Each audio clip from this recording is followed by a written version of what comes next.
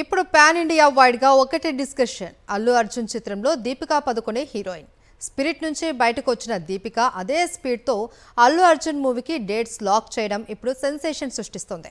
అల్లు అర్జున్ మూవీకి లేని ఇబ్బంది స్పిరిట్ కు ఎందుకు వచ్చింది అంటే స్పిరిట్ డైరెక్టర్ తోనే దీపికకు సమస్య ఏర్పడిందా? కల్కి తరువాత దీపిక మరో తెలుగు హీరో సరసన నటించేందుకు డేట్స్ ఇచ్చింది. అదే అల్లు అర్జున్ మూవీ.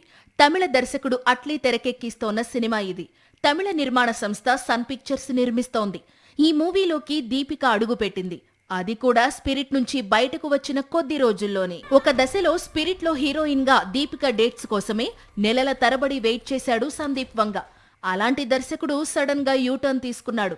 తన సినిమా స్టోరీని బయటకు లీక్ చేస్తున్నారు అంటూ ఆగ్రహంతో దీపికపై పోస్ట్ రాసుకొచ్చాడు.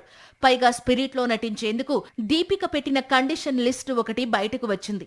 ఇప్పుడు అల్లు అర్జున్ మూవీకి ఆ కండిషన్స్ లిస్ట్ పెట్టలేదా, లేక దర్శకుడు అట్లీ దీపిక ఇచ్చిన ప్రతి కండిషన్ కు గ్రీన్ సిగ్నల్ ఇచ్చాడా అనేది హాట్ టాపిక్ గా మారింది. స్పిరిట్ నుంచి దీపిక తప్పుకోవడంతో సందీప్ వంగాను బాలీవుడ్ బాగా టార్గెట్ చేస్తోంది.